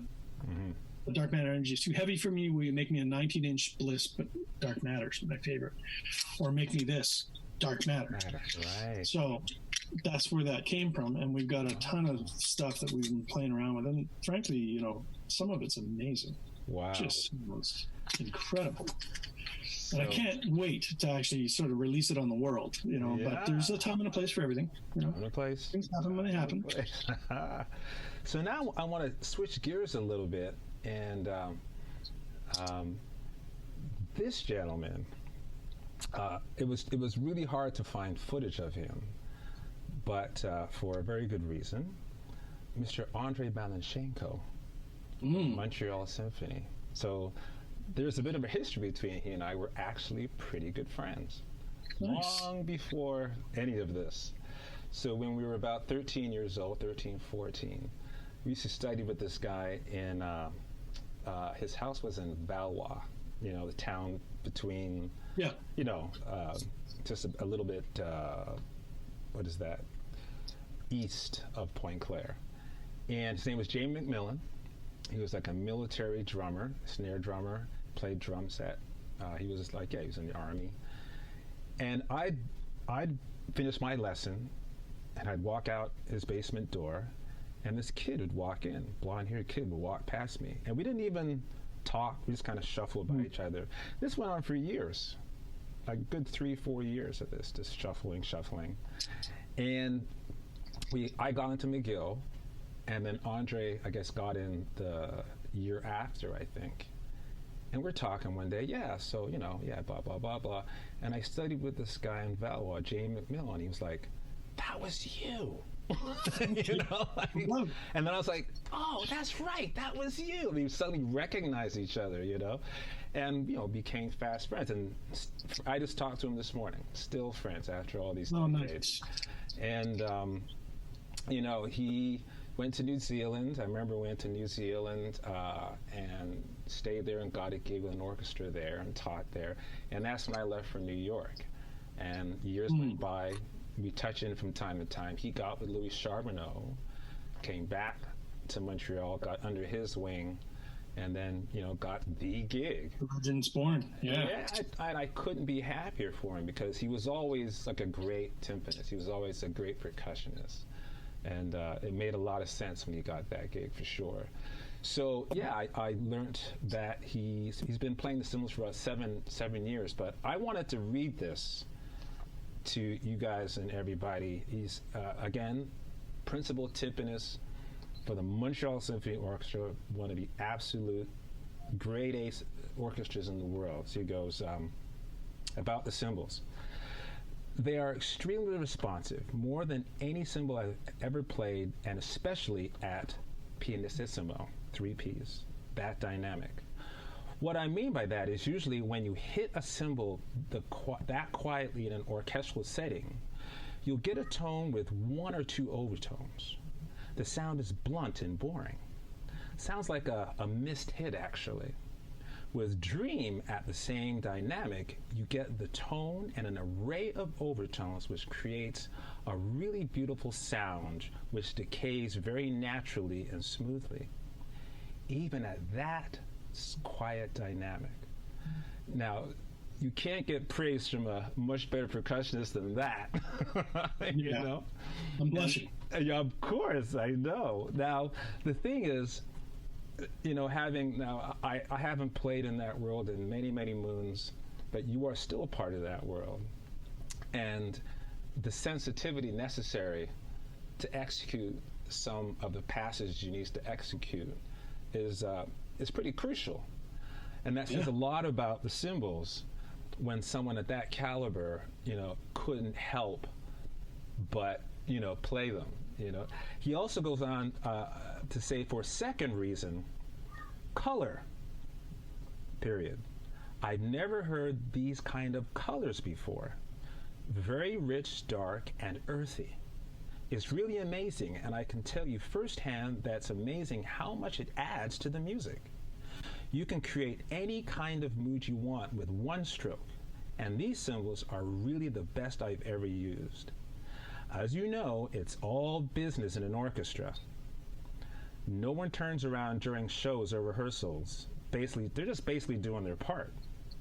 The first time I used these cymbals, you have no idea how many people turned around to find out what the sound was. The question at the break, which was asked by many, was, hey, what are those cymbals you're using? They sound amazing. Now, because just like we discussed this earlier about the classical attitude, right? Yeah. Especially in orchestras, it's a little bit much. It's a little bit rich sometimes. So for the cymbals to make that much of an impact on the rest of the musicians, that says a whole lot. Yeah. Because these are some snooty violin players. We talked about this earlier as well, right? I used to kind of look down, I didn't look down my nose at orchestras. In fact, it's always an enormous honor to play with in an orchestra. I mean, It's like, oh my God. It's like, it's incredible. Yeah. It's such a well-oiled machine, and the range of everything, and everybody's just focused on the whole thing. And the feeling of it, it's really big. Yeah. Yeah, it's incredible, right? Yeah. And there's this attention to detail that you don't get in other idioms, other kinds of music. At least maybe Indian classical music. Yeah, for sure. But certainly not in some of the music I really love to play. Right. It's a different kind of attention to detail. Yeah, unless you're in Frank Zappa's band, but other than that. Yeah, exactly. But he was from that perspective, he was a total classical musician. Totally, he was a completely. He was absolutely intent about detail being right. Absolutely. Yeah. But when you're playing in an orchestra, you have to it's all about blend. You're playing with people. It's not right, and it's not amplified. Right. In rooms designed to have 3 Ps and 5 Fs. I mean, right, exactly. It's got to be able to do that. The instrument has to be able to respond in all of those situations. Right. And if it can't, it's a one-trick pony, right? Right. So I think that's every cymbal we make, pretty much. I mean, Moonrides are kind of the outlier, but almost every other cymbal we make can do that, or should be able to do that. Right. It's the approach we take. The funny thing is, from another vantage point, I had a very similar experience. I started playing with James Blood Ulmer many moons ago, and he, I'm kind of multitasking right now, I'm very sorry, but okay. So he was playing at the Jazz Standard in Manhattan. And he did that at least twice, or at one point 2 or 3 times a year. And I'd always go down to play, or when I was living there, of course, I played. But when I brought the cymbals down the first time, a great violinist and the bass player, we finished the first set and we're hanging out backstage. And this is Charlie Burton, and goes, "Brother, what cymbals you playing?" I found that interesting because, musicians, especially like you said, in the more the blues and the more pop and rock world, jazz world, they appreciate that you play well and they appreciate that you have good equipment. But it's not often that they'll point out a piece of equipment unless they're asking for it. I need to have a flat right on this or that. Otherwise, it kind of just lets you be you, and they hire you because you're you. The fact that you have a certain brand that gives you your sound is like, okay, whatever, but we got you. Yeah. But Charlie had to say, what are those cymbals? What kind are those? They're different. That was interesting. Unprompted, not, hey, look at the new cymbals I got. It wasn't even like that. He just had to make a point of going, what kind of cymbals are those? I don't know why he said that, but I like to think that because he all of a sudden could have a dialogue with the cymbal in the same way you could, right? Probably so. And it wasn't just this annoying sound in the back. Like I've had bass players buy cymbals for their drummer. So that they have the sound they like. Buying the cymbal, I said, "Are you a drummer?" No, I'm a bass player, but my drummer's going to be playing the cymbal. I said, "Well, good luck with that." But Dizzy Gillespie used to do that. It's interesting. Dizzy Gillespie used to do that. He'd buy his cymbals so his drummer would play them. Well, so interesting story about that. Dizzy had a very famous China. Yes, his Swiss ride. Yeah. Which we think Ray Franson might have. Oh yeah. Okay. I think one of those guys in the States has it. Okay. I'm thinking West Coast. I may have the name wrong. So if I got that wrong, I apologize, Ray Franson. Okay. But D, who's one of our artists from New York, he plays for John Faddis. And John was Dizzy Gillespie's protege. Yeah, that's right. And there was a whole thing about getting that cymbal. Right. And we tried to get the cymbal so we could copy it for John's band. And in the end, we used a dark matter 24-inch China that I made. And they came to Toronto to play. And John's a big guy. Oh, you know what? I should make this clear. When you said It's Dion Parsons. Yeah. The name got cut out when that's you were right. saying. You're right. Dion Parsons. Yeah. Right. So they're both fairly large dudes. Yeah, I know. right? Dion's big, yeah. And John was taking the piss out of me, like, from the get-go. It was hilarious, right? Because I was kind of awestruck. I have an old John Pattis, Oscar Peterson album at home. It's just like, I was a fan. And so we're trying out these cymbals, and I'm at the sound check, and they try them out. He goes, "Yeah, man, that one's going to be the shit. That's all right." Yeah. So, okay. Great. And this is at Kerner Hall in Toronto. And so we go and we're hanging out a little bit. And I don't really want to intrude very much, and going to check out the show later. And I said, do you think Dion says, well, let's get a picture. So, and it's fine with pictures. I'm fairly tall. I'm about 6 foot. Yeah. These guys are towering over me. Massive, right? yeah. And they're big guys, and they get me in the middle. They get one of the backstage people to come over and take this photo. John looks at Dion and looks at me, and he goes, "D, we're gonna make an Oreo out of this guy."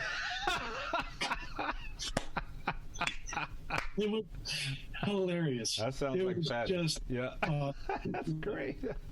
He took the piss out of me like from the first moment. And he was very kind. And, that's we had a good time, and we got that cymbal, and Dion's still playing with him. Wow. But and the funny thing in my story is, I've been playing with Charlie for years. And so he knows my playing, he knows how I sound, he likes my sound, but that night he was like, "This is different." That's how much they stand out. So it was not just in that very sensitive classical world, that transfers as well. So I want to play a little bit of that. I know that most of you folks, men and women out there, are drummers, but however, I just want you to experience these cymbals as well.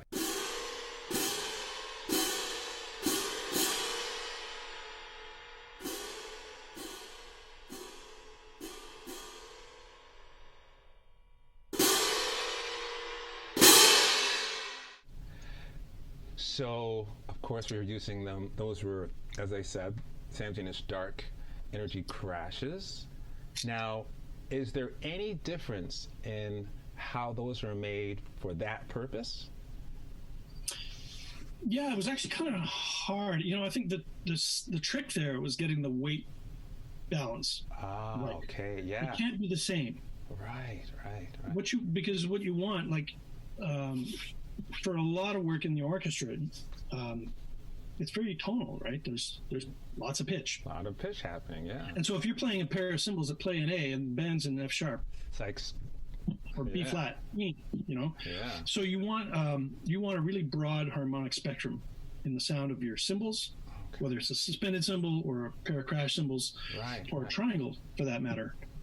Because if it's got all the notes in it, it'll blend with whatever note the band's playing. That's the simple theory of it, right? Right. If it's got every pitch, and the band, and cymbals are very pitched. Very much so, yeah. So the trick with hand cymbals is to try and cover as many bases as you can. So you want a very a warm, broad spectrum. You don't want them too pitchy, right? Because if they're too pitchy, they're only going to work in certain keys.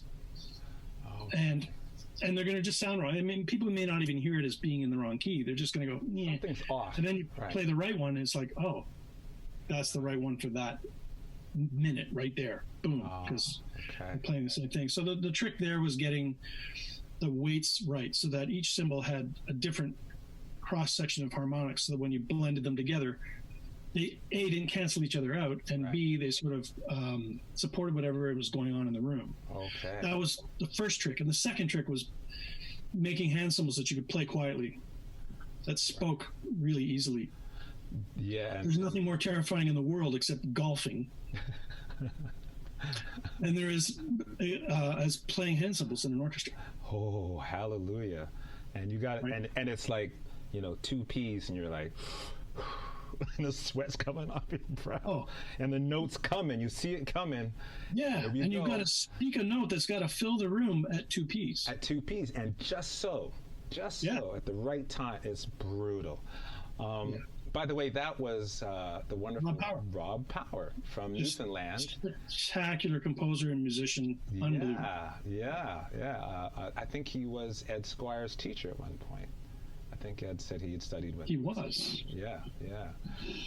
So I wanted to just bring a little bit of that taste into it because of Andre. Andre plays so much great timpani. I was like, brother, where do we have you playing your cymbals? Oh, well. I know. It's not we need to get him to Toronto and do some recording with him. It'd be great. It'd be great, yeah. Nice. Okay, so now I want to move on to just a couple more. I know we're having fun with this. So, okay. And do that. And this gentleman.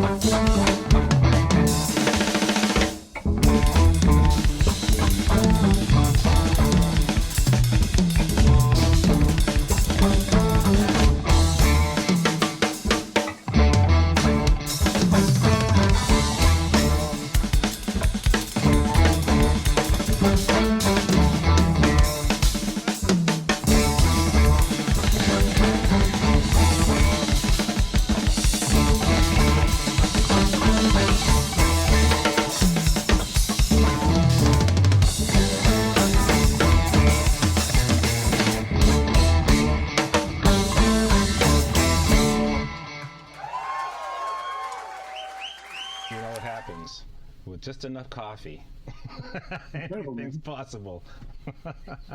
That's beautiful. Just crazy.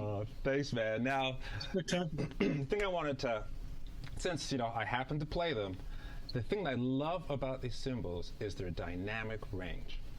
And in that solo, I could whisper on the cymbals, and they're right there. And then as I got stronger and bigger, they were fine with it. It's like, what else you got? Sure, come on, what else you got? What else you got? I'm still good. No, you can keep coming. Go ahead, come on. And that's the thing I love about them is that you feel like you're never going to run into trouble at either end of the dynamic range. I also wanted to highlight a cymbal in there that I love to use. I use it actually a surprising amount on some pretty unusual circumstances is those stacks. The stack cymbals. You have a Chinese cymbal on top and a contact on the bottom. And the ability to tighten or loosen them to give you what you need. When did you guys start to officially make that a thing? Like when did that happen? Oh gosh, I don't remember when we started to make it a thing, but it came from a guy, Libor Hadrava. Okay. Brilliant player. Actually, you guys would really dig each other because you've got similar skill sets. He's also one of these guys who can go, 7 against 15 against whatever. I can do that. He's one of these wizards. Based out of Boston. Okay. He was doing some of that stuff, and he said, "Check this out." Check this out. And he pushed and pushed and pushed in such a beautiful way that I was like, all right. Let's do it. Let's do it. Yeah. Let's try something. But I don't remember when that was, but probably like 6 or 7 years ago. It's been a while since we've been doing those. Yeah. I remember when they came out, I had a look and it's like, yeah, that works, beautiful. And but that was my group for all those who aren't aware with, we often play with guitars of Vernon Reed from Living Color. So maybe when all this craziness lifts, we can get back to some playing, right? All of us. You bet. I can't wait. Yeah. Oh my goodness. I can't wait. And I have one, and also in that setup, which I played a little bit, and I picked that segment because I didn't want to talk too much about it now, but the Eclipse series. I had an Eclipse ride, 21-inch. That's right. Odd sizes, interestingly enough. And I want to segue from that into this last artist. This is Mr. Phil Hawkins.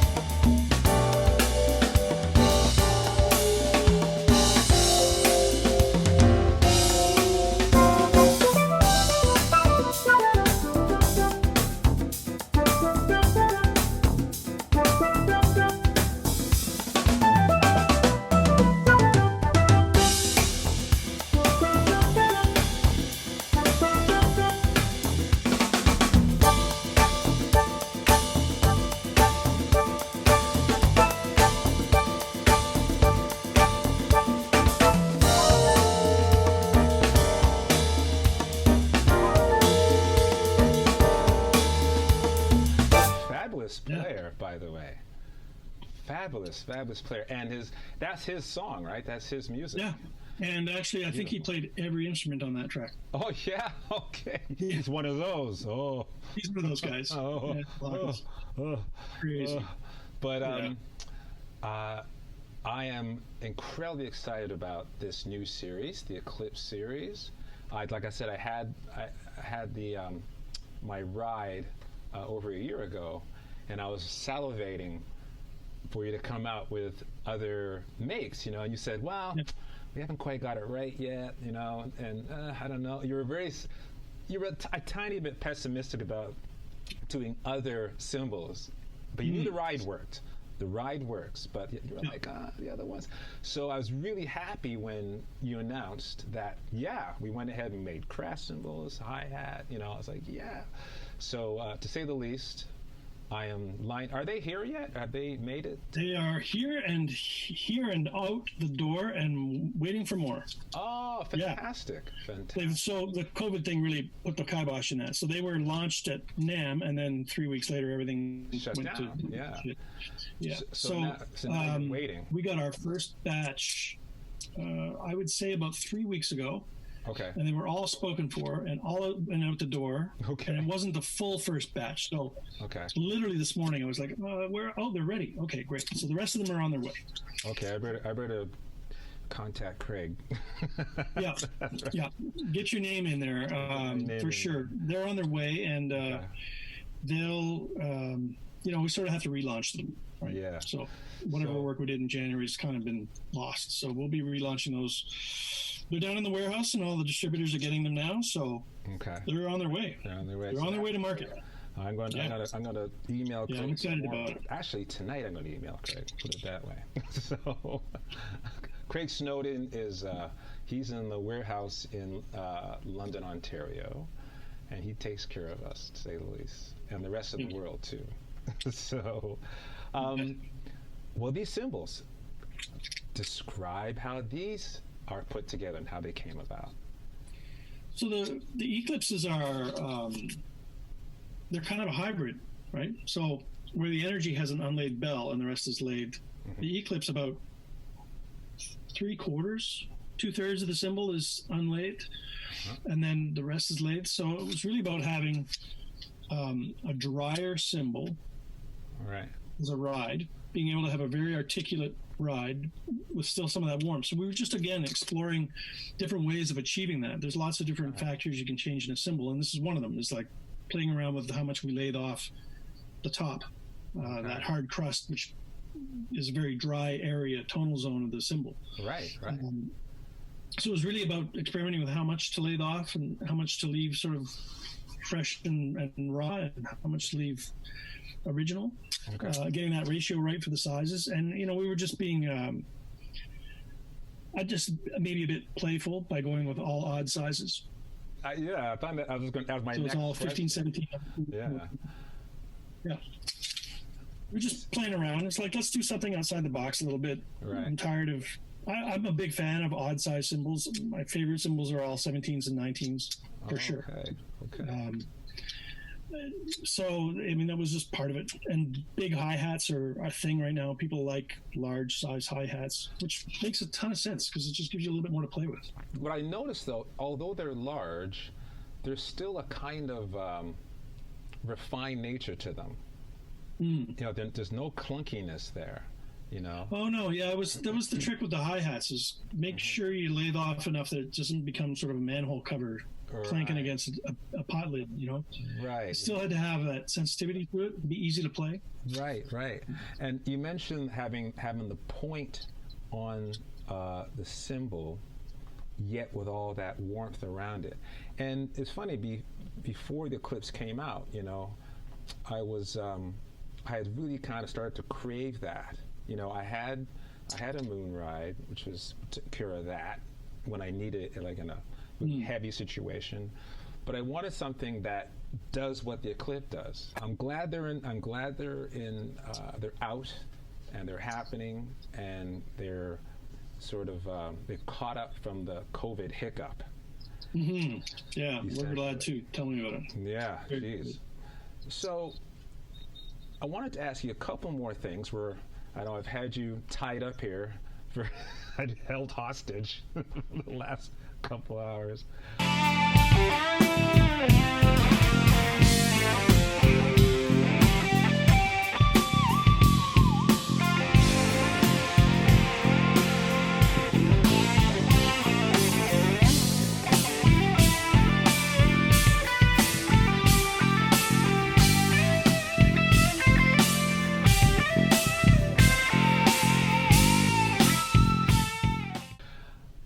Something about Dream, and I've said this, to you, and when I was interviewed at Woodshed, is that it's I've been with you and we've been friends for a long time, and I've been with the company for a long time, and it's been really exciting to be part of something that is succeeding.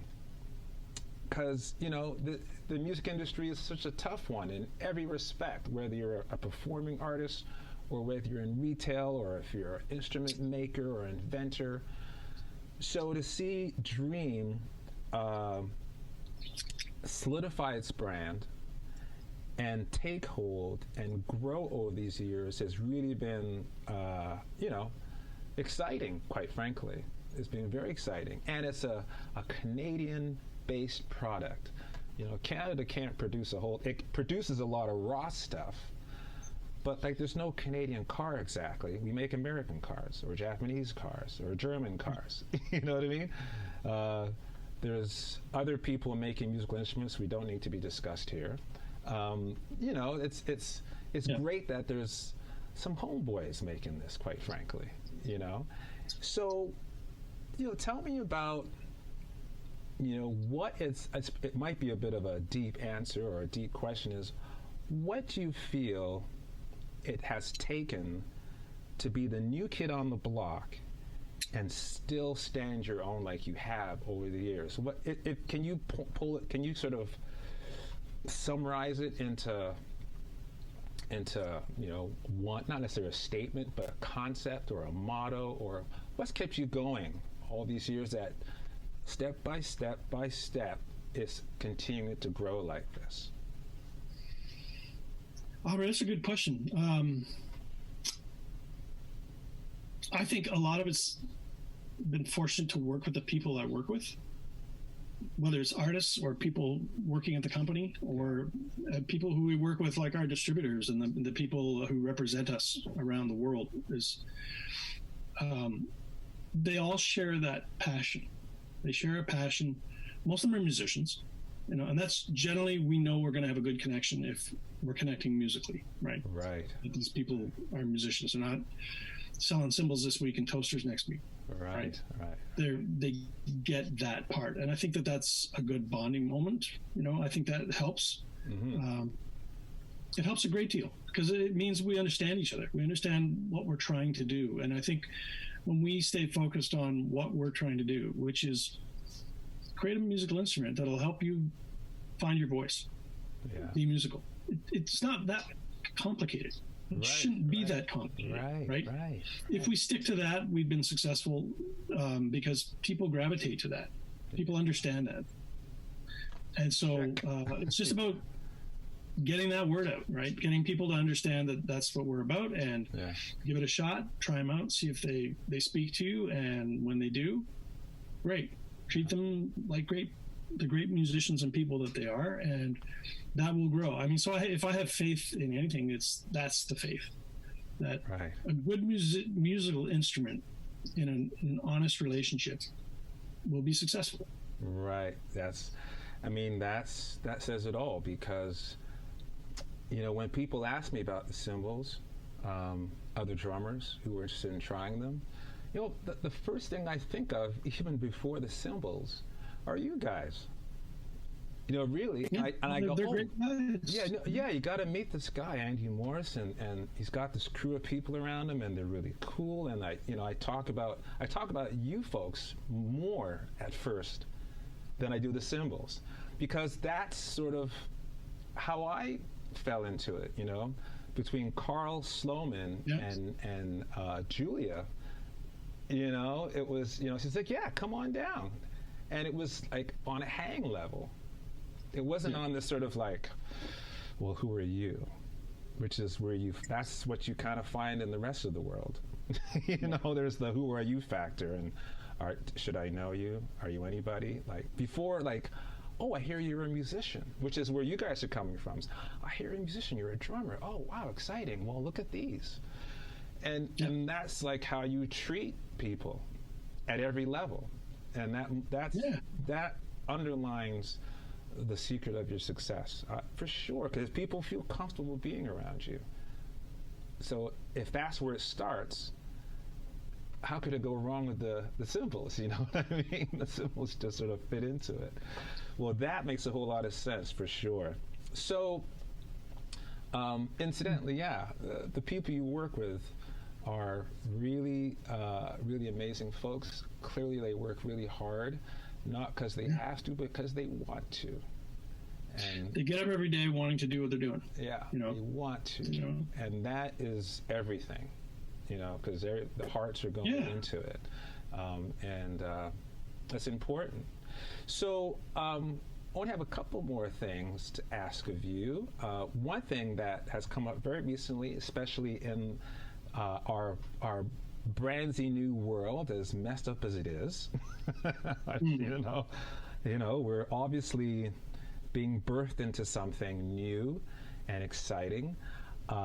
As the world turned a couple of months ago and all the protests happened, I got to tell you, as a person of African descent, I couldn't have been happier to see how you in particular and the people around you were reaching out to see how you could make a difference in lives of people of color. And I know for a fact that you've been making efforts to create situations where you can donate money, and you're looking for other ways and opportunities to donate, let's say, to Black Lives Matter, or to pay attention to Indigenous matters. That's an exciting thing, and I just wanted to get that on the tape, because I'm seeing a lot of companies out there, not just in music, but a lot of companies in general, who are suddenly, sporting the logo. And it's like Jeff Bezos. It's like, really? Like, really? You've been, seriously? And it's just really, I just want to say thank you from a person of color who's working with the cymbals, that you're making a genuine effort to do that. I want to get that on the tape, and I want to let everybody know that this is the real deal.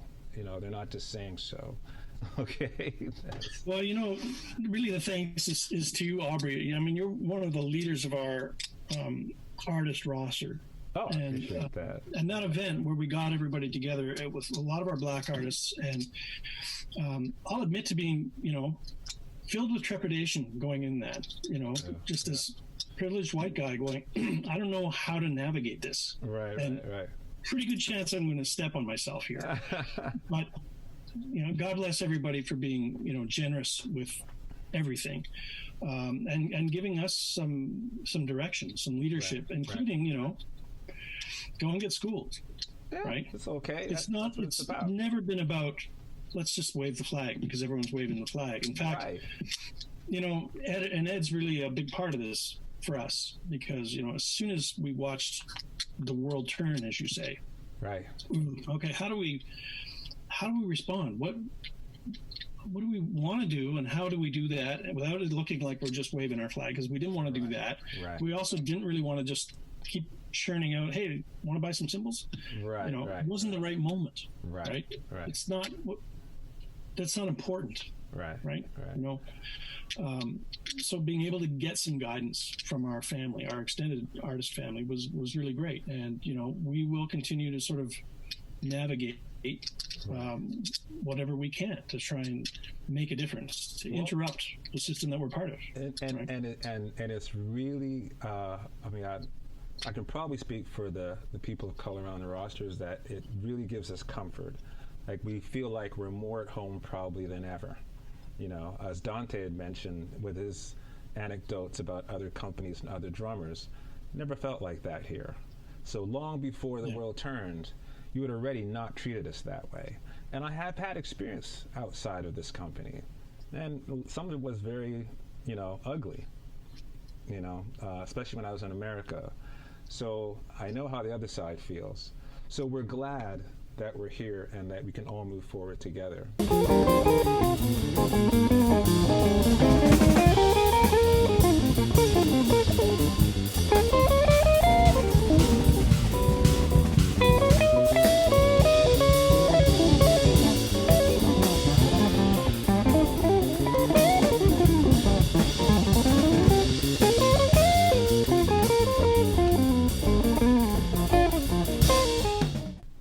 So, before I let you go, do you have anything else coming out that we should know about?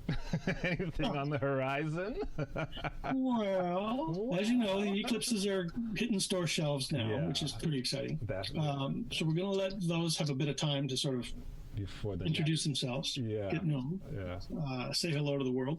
Right. But we've got some interesting things going on. We've been working with a very interesting cat in North Carolina who does some recycled cymbal products. Okay. And we, as you know, have been doing recycled cymbal products for quite a while. So we're looking at some expansions there.